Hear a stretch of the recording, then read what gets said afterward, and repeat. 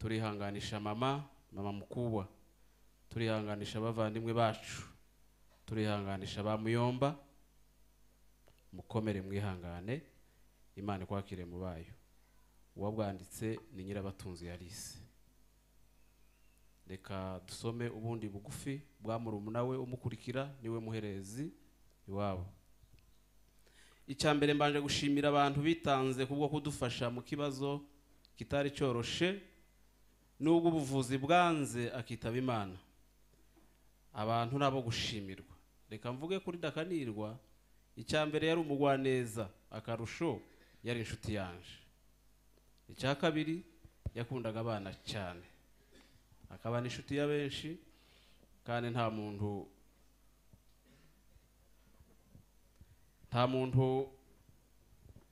nta kintu umuntu yamubwiraga ngo acyange.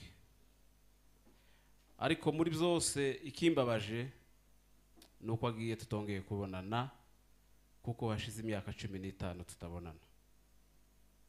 Nta kundi twifurije iruhuko ridashira. Uwo ni murumuna we witwa Gustave Mudahigwa, ari muri Leta Zunze Ubumwe za Amerika. Ibyo avuga nibyo koko. Jean Claude yakundaga abana bacu bose barabizi. Iyo bamubonaga bahitaga bavuga ngo ni ule anko wa Sheko, ko yarazaga akabicaza, nico kintu yaheragaho akamubwira ngo ndi so wanyu ntuye Sheko. Abana nabo bazamwibuka cyane. Reka twongere duhamagare bakuru be duhamagara ni Dr. Jonas Mugabe, atambukane na Pasteur Faustin, atambukane na Freddy Muhizi. Abo ko ari batatu baragira icyo bavuga ku buhamya bwa murumuna wabo. Ni batambuke ko ari batatu kandi bavuge uko bakurikirana nyine. Uyu niwe mukuru, arakurikirwa na Pasteur Faustin, asorezwe na Freddy Muhizi.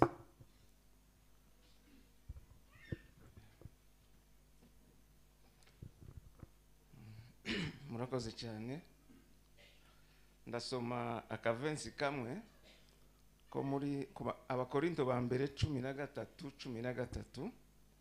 Haravuga ngo ariko none hagumyeho kwizera n'ibyiringiro n'urukundo. Ibyo uko ari bitatu, ariko ikiruta ibindi n'urukundo. Ngira ngo bavuze Ndakanirwa cyane, nanje nashatse kumuhamya kuko yari umuntu ugira urukundo. Hari ahantu dufite urubuga rwacu turwita ngo ni urubuga rwo kwa Kiruta Musore. Uwo Kiruta ni nyirasenge wa mukecuru na oncle Muganga. Twarandikiranye twese, umwe akavuga ngo Ndakanirwa yari inshuti yanje kuruta abandi bose, undi nawe akavuga ngo Ndakanirwa yari inshuti yanje kuruta abandi. Twese dusanga yari inshuti yacu twese. Mu byukuri yari umuntu w'urukundo rwinshi, kuko babivuze njewe sinabona uko mbivuga. Murabona Ndakanirwa ni muto cyane, yavutse ntakibaruguru. Nabonye ejo ifoto umukecuru amufite batashe ubukwe bwa Muyomba Enoch, hari muri 1986.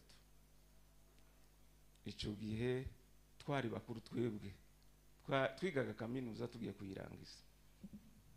Ariko naraje ngo ngere hano, ni hano namumenyeye, ntabwo namumenye mu Gitoga, namumenyeye hano.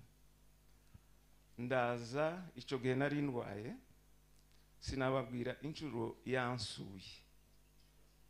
Buri cyumweru akaza kunsura.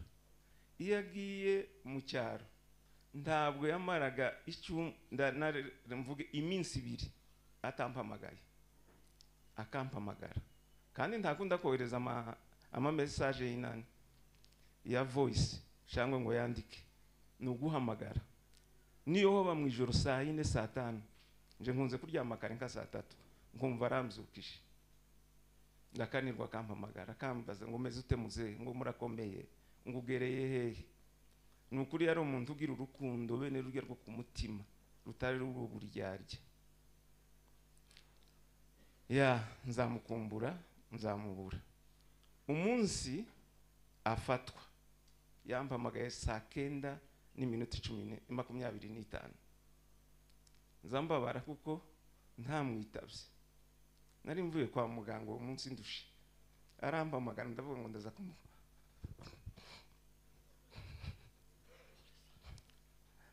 ndaza kumusubiza ariko sinamusubishe baza kumbwira ko yagize ikibazo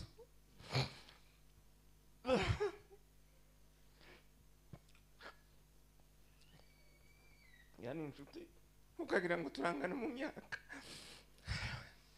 kandi mu by'ukuri ndakanirwa akwiriye kuba nk'umwana wanje wa kangahe ariko akankunda sinababwira iyi hari hano ntiyamaraga icumweru atageze mu rugo nkaba nshimye ubushuti bwe nzakomeza ngira ubushuti n'abana n'umuryango wiwe mfite ubutumwa bwa famiye murumva muri ico gihe twagumye kuvuga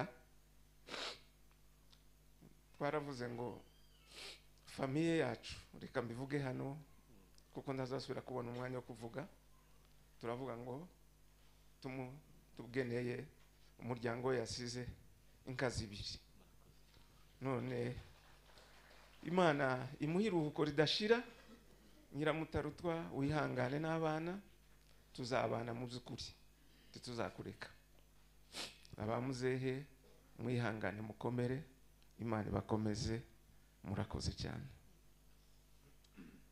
wihangane cyane kurira ni ngombwa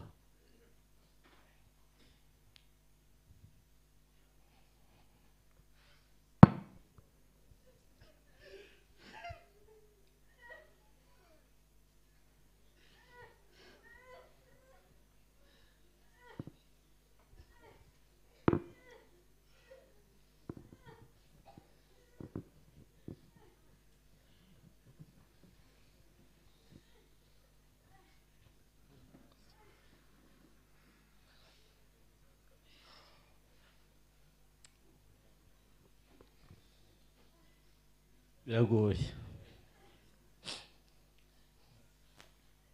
ariko birakwiye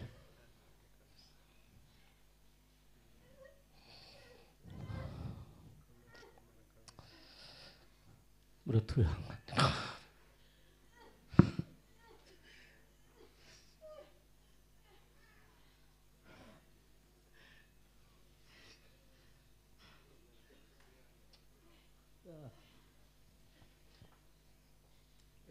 katwihangane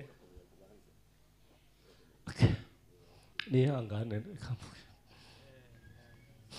biragoye kuvuga muri uyu mwanya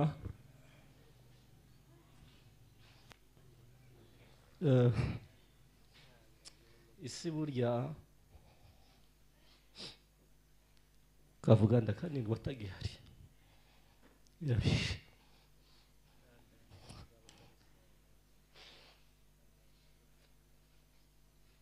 birasa nabi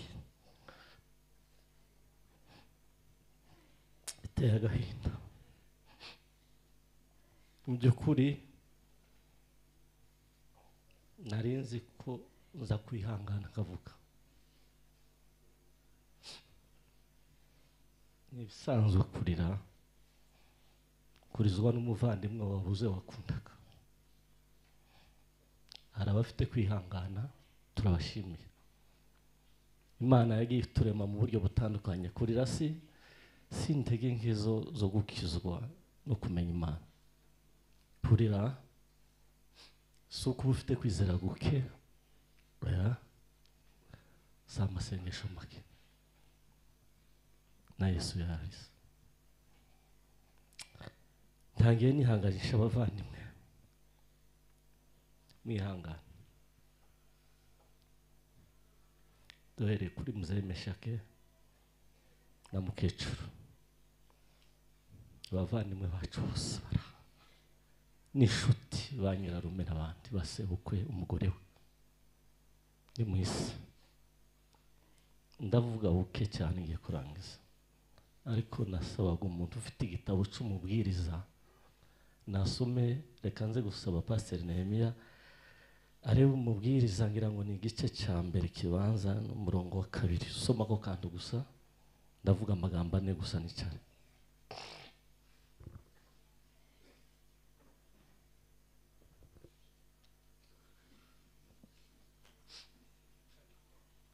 Umurongo wa 2.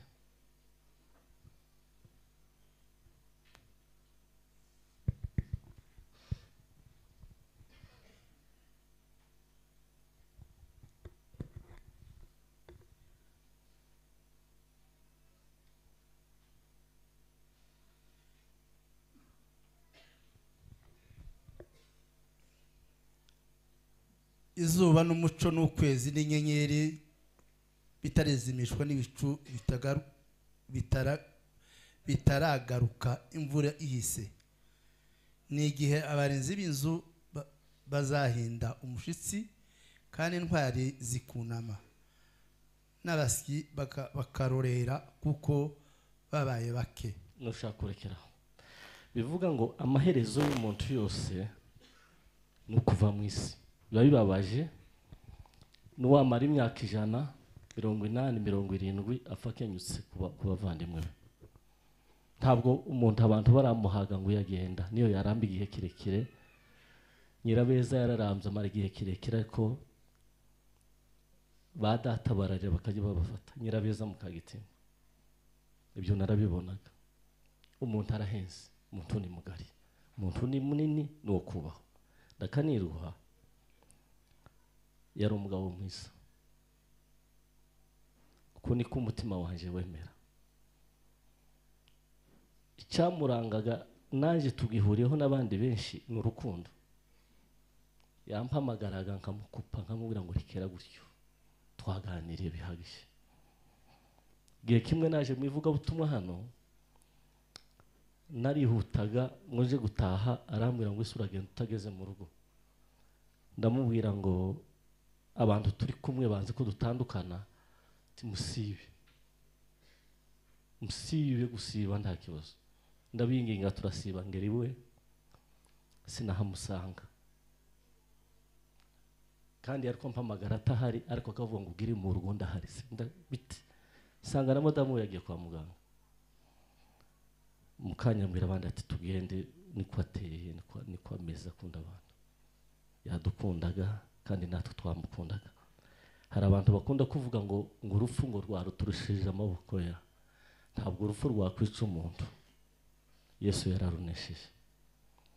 Ni igihe cye Imana yamugeneye, agomba kuva mu isi.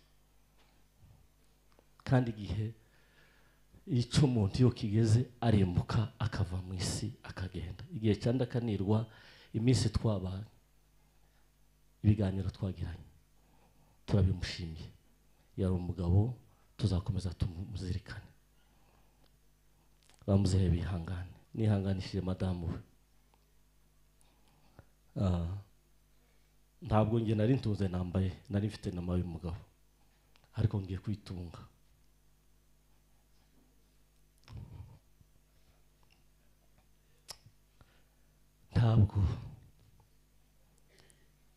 Ntabwo tuzamwibagirwa.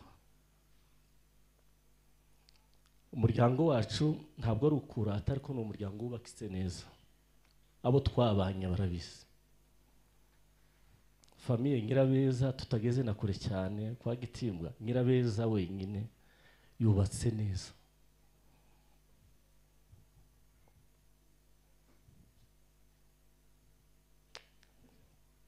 Tuzakuvugisha tacu zaho tugihari twenda.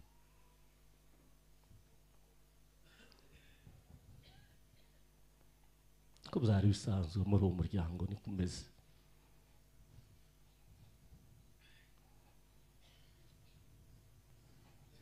Imana izabidufashamo hari abantu bakunda kuvuga ibintu ariko ukabona birasigaye. Ntabwo tuza dusiga ibintu mu nzira, ko ni kuri.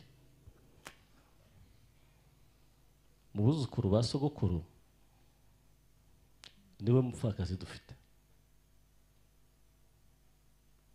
Mu buzukuru ba Rubirgisha niwe ubaye umupfakazi wa mbere. Ntabwo tuzagutererana, tuzamenya ko wiriwe.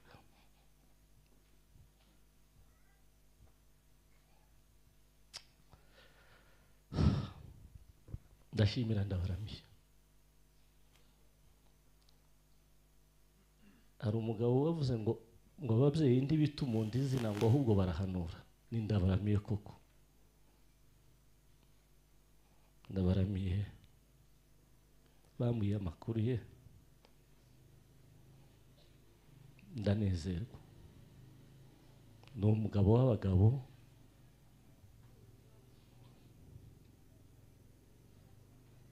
famiye yacu turagushimiye cyane. Ndangirije kuri iri jambo rya kane, twapfushije abantu benshi b'abasore batasize abantu mu gitogo iwacu ni benshi, ariko icyo nshima Imana yo mu ijuru,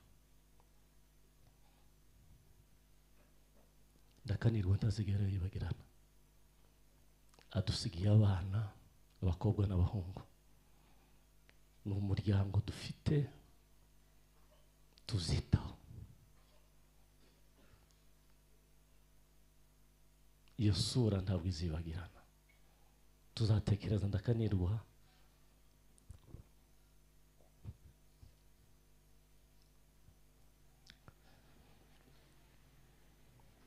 tubona ifoto ye. Mwese dushimiye inshuti ze, dushimiye abamujanye kwa muganga, duhere kuri Dr. Jonas na murumuna wacu n'abandi bose bamusuye.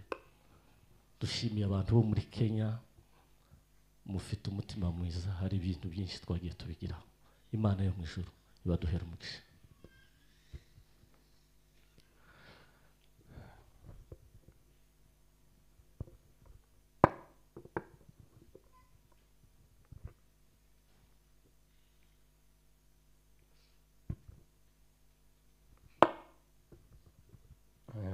Sinzi amagambo, sinzi ko noyabona nje, sinzi kimwe naravuze ngo sinzori, niko birashika. Impamvu natumye mvuga gutyo, naravuze ngo nzoza nereke bari abana ko nkomeye, kandi ndakomeye. Ndakanirwa, iryo zina rya ndakanirwa ngo ni izina rya Gitimbwa.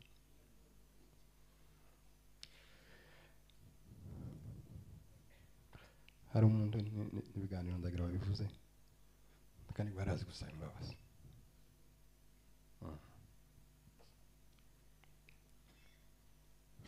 Umunsi wa nyuma tuvugana,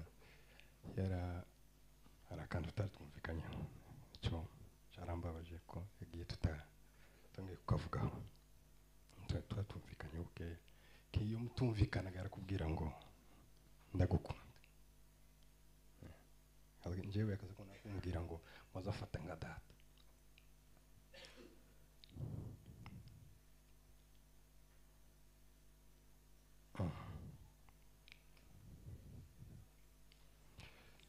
Ndashima ko nageze hano habaye ubukwe bwa umwana wa Muhire. Nyina muto twanje sinari muzi, abana biwe nari ntarababona, nari nzi mfite amafoto. Noneho nje abongereza ari ikintu baza bita kubidinga report. Kubidinga report ni kuba kubushuti n'umuntu utaru, burya igumanye n'umuntu kenshi ujanye nawe, hari ibyo ushobora gutekereza kumuzi ariko utamuzi. None wamanje umwanya nawe wa building report nawe ukamenya uwo muntu. Nageze hano ngenda ndishimye cyane, nishimiye guhura nabo, kubamenya, ibyo bintu noneho ntiyakaza anyibohoka ambohokaho cyane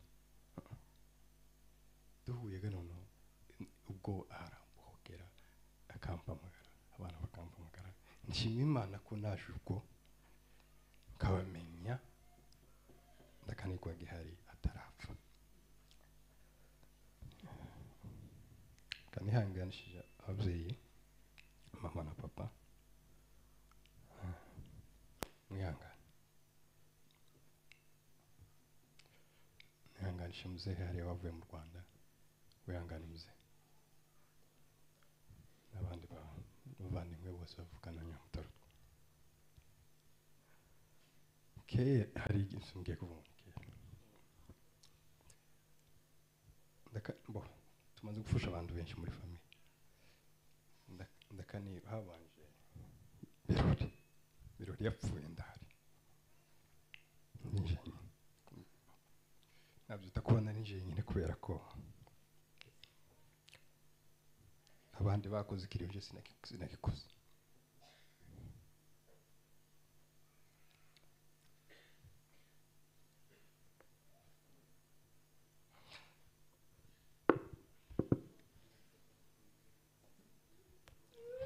mbabarira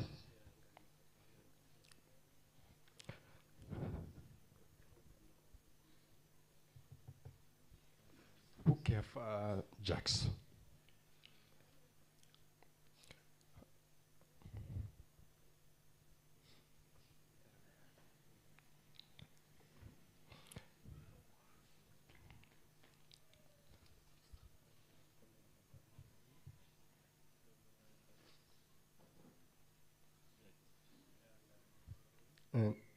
no nari nje nyine nanone niko nobyita kuko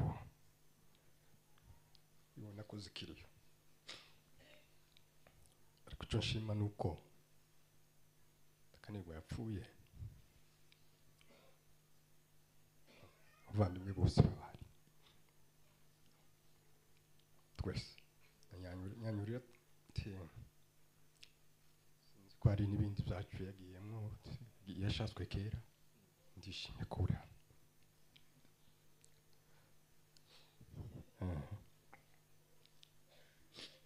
muhire no muzamureka tuvuga ibintu abantu bakihari kera genda nari muto kandi ndi umuntu ndabibwira ntirwa ngandira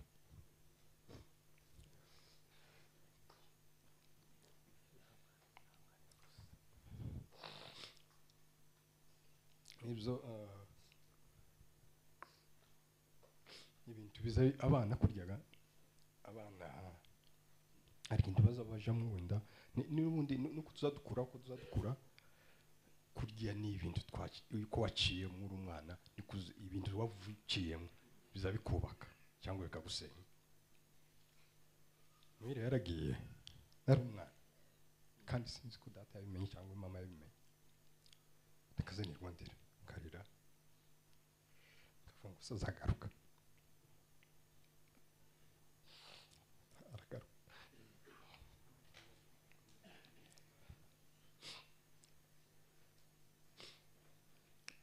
wenda nari kuba mwiza cyane kuri ndakanirwa cyane ariko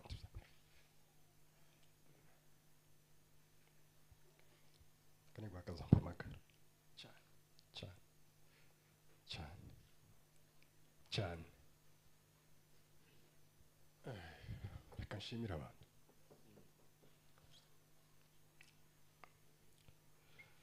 reka nshimire muhire ni umuvandimwe we ariko nubwo nkuvugaga ariko ndanti reka nshimire ndabaramye urumva nti wenda abantu babyumva ariko jewe twaraje tuvuga ijoro ryose akambwira ngo hereza amafaranga naba system izazifata akanya kugira ngo ziprocesinga amafaranga ndabarumye akongera akampamagara wese wati sinatinze sinshi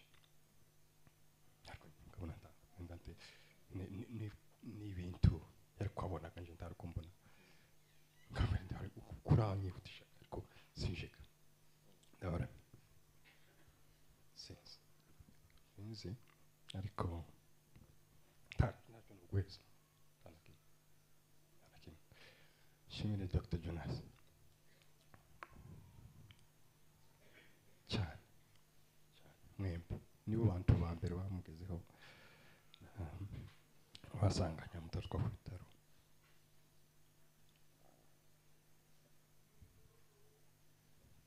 ajana nawe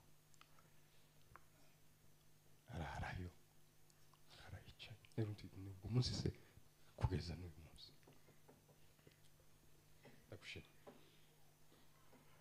shimiye abavandimwe bacu bamurwaje sinari mparisheho namaze amahinga 3 njyewe ntaryama 3 yose uvuga ngo bwamagara muhire yabyutse byagenze gute ariko nyine muhire we yacize kera ariko nje nari nzi ngo ndakanibwa zokera kugeza umunota wanyu umunsi muhire mpamagara hari saa 10 za mu gitondo iwacu jewe nazi sinaje zemera navuze ngaho ntuvuga iwe yari yacize gitege none nti ikaragira ubwo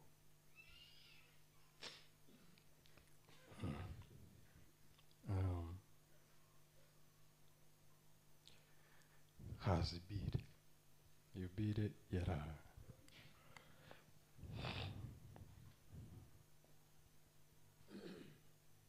yari kiremereye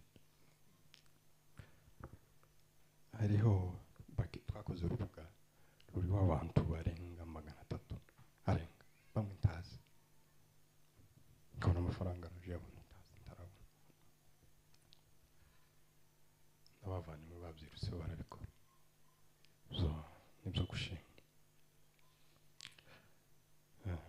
mbofenemi urakoze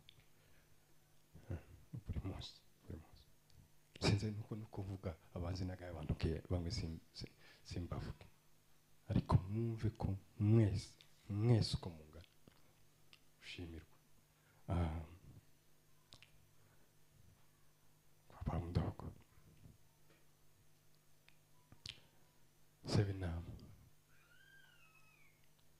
sevinama yakaza tukomeza navuganaga n'umuhire kuva iwakize sevinama yavuga akavuga ngo ndakanirwa azukira akomeye sinzi natinze mbore isi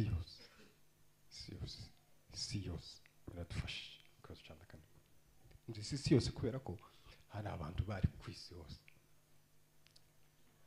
kanihanganishe ba muyomba nuko bavuze ngo ndakanirwa n'ababaye wabo nariko nanje jewe nje muri umuna wabo niko zanababwira jewe ndi muri umuna wabo bareze ndakanirwa yavuye iwacu afite imyaka 94 yavuze 85 afite imyaka 9 niyo bamureze abahihanganishije mwihangane kabisa reka nihangashe nyamutarutwa n'abana shema baba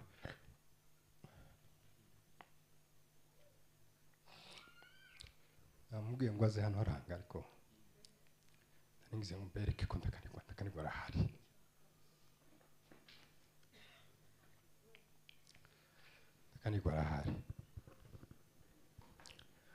shema afite mushiki we mukuru ntiyaje afite murumuna we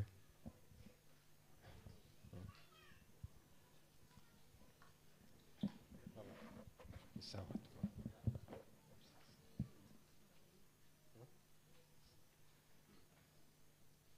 icyo ngiye ku n'indahiro yaje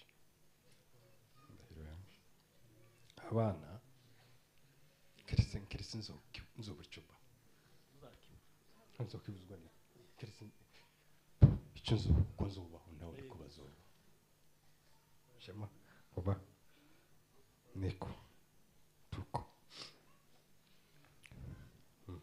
kuna banko bengi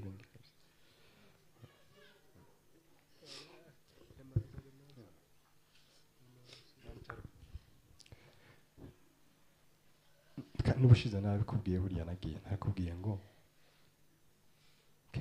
keretse nzoburi icyo mfasha abana kandi icyo ngusaba tukareke cyose kizakenerwa uzakimbwira dufite abavandimwe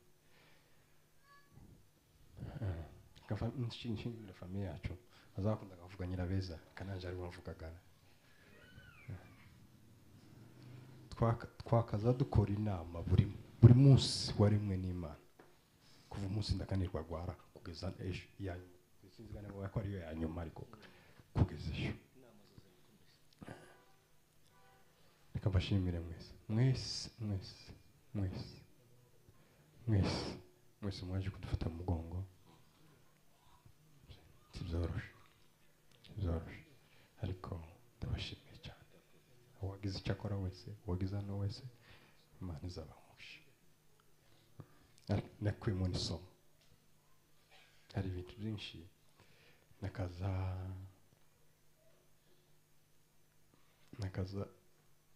nzakora ariko nzakoreshwa nuko n'urupfu Rwanda kanirwa murumuna wanje muto yigeze gushiramo akantora agashize mbo kari mu cyongereza wenda benshi tubagasomye ntibanakumvishije yaravuze ngo ko ntabyibuka neza ariko ingereranyije yaravuze ngo ibintu byinshi bizabiba ariko kaba kimwe kigushikisha isomo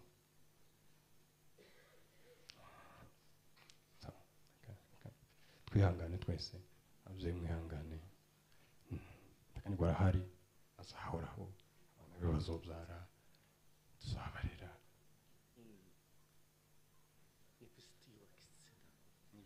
nje byaranshimishije abavandimwe navuze imbere yabo tubasize abana umubaro ariko nabo barahari bari muri twe ADN uko twese dufite amaraso y'abasugukuruza bapfuye kera tutanazi n'abarya bapfuye ntaho basize dufite amaraso amwe nabo barahari nabo nje nzavuga ko nge abapasiteri bababarire iteka bazavuga nje ko nzabitekereza ko iteka niyo ADN ntizipfa hari abantu amamiliyoni n'amamiliyoni hano bose bahuje ADN iyo ntizipfa satire tuhoraho iteka ryose kandi barahari muri umuhungu wiwe hari umukobwa we hari muri murumuna we azoduheza abandi